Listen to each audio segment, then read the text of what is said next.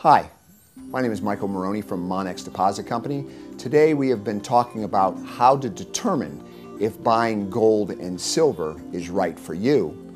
And now we would like to discuss the different ways that you can purchase gold and silver. The key is to understand the features, benefits, and risk of each one of these individual investments.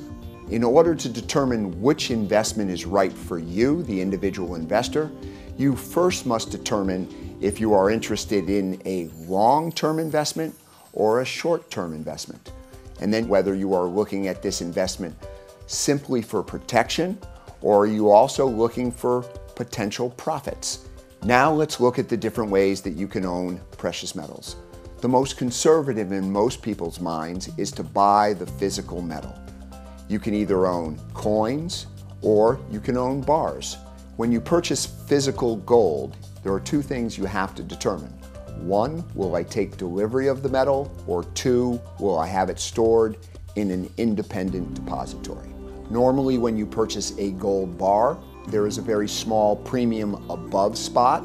And when you purchase a gold coin, there is a larger premium above spot, but a small premium above the bar price. When you own precious metal in physical form, you could also finance the metal. Here at Monex Deposit Company, we will actually lend you up to 75% of the value. When you own physical precious metals, the tax considerations are very different than owning it in paper form. When you trade in the futures market, at the end of each year, you will be taxed based on a mark-to-market price. One of the ways that you can gain exposure in the precious metals is by owning a paper alternative known as the ETF.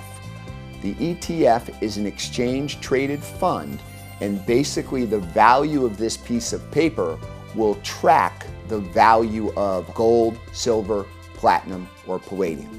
One of the problems with the ETF is there is counterparty risk.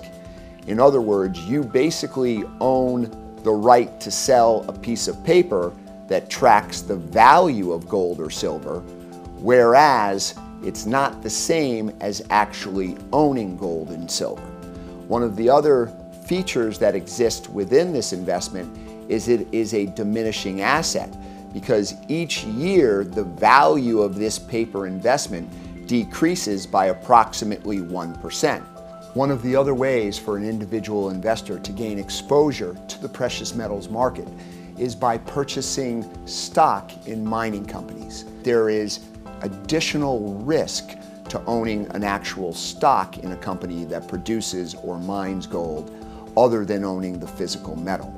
There are numerous variables that determine the value of these companies, and they may give you spectacular leverage, but it also increases the overall risk as far as investing in precious metals. The bottom line is very simple. If you want to make money in gold or silver, the best way to invest is owning gold and silver.